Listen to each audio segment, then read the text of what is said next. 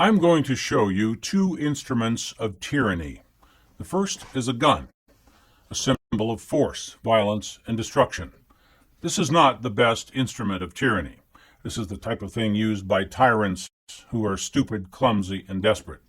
When the masses are being controlled by this, they can clearly see they must destroy or escape whoever is pointing this at them.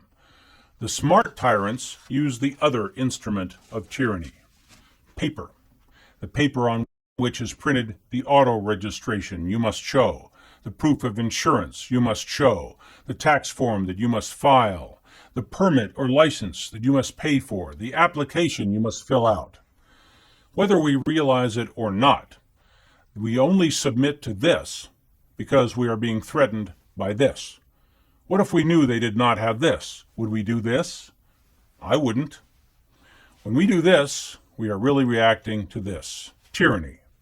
But just as a gun can be pointed in two directions, paper can be used by all parties.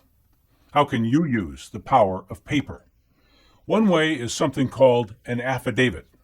An affidavit seems simple and harmless. It's simply a sworn statement of fact signed by a notary. But a lot more people have been robbed with this than with this. A properly executed affidavit is law until it is rebutted by another affidavit. Suppose you send your mortgage lender an affidavit that says you just discovered that the loan documents they asked you to sign have misrepresentations, lack of disclosure, or fraud. If you are wrong, you may go to jail for perjury. If you're right, you may get the deed to your house free and clear. An affidavit is a powerful thing. The author of an affidavit can take all the marbles. He can make the rules. In my affidavit, I can say, you hereby agree to pay me $50 a month unless you rebut this affidavit within 30 days. If you make the mistake of tossing that affidavit into your inbox and forgetting about it, 30 days later, you are a slave to me. Under the law, $50 per month of your earnings belongs to me. That's the point of those cryptic notices from your credit card company. These are the new terms of your credit card. The law says that you agree and accept the presented terms unless you respond and refuse to accept. If you respond, you can change those rules all you want. All you have to do is respond. That notice they sent you is not enforcement of their rules. That is an opportunity for you to agree with their rules by remaining silent. Send a notice back saying, you may not charge me any late fees, and I will not pay more than 5% interest on my credit card charges, and those are the terms you must accept if you wish to have me as a credit card customer. If the credit card company does not rebut or cancel your card within your time limit, you are legally entitled to the terms you offer. Your announcements and demands are just as valid as theirs. If your notice is in the form of an affidavit, no judge, court, or officer may deny your claim, and the credit card company may not impose different terms unless you agree to them either by response or by silence. As odd as it seems, it's probably not a good idea to ever sign anything that you did not write yourself.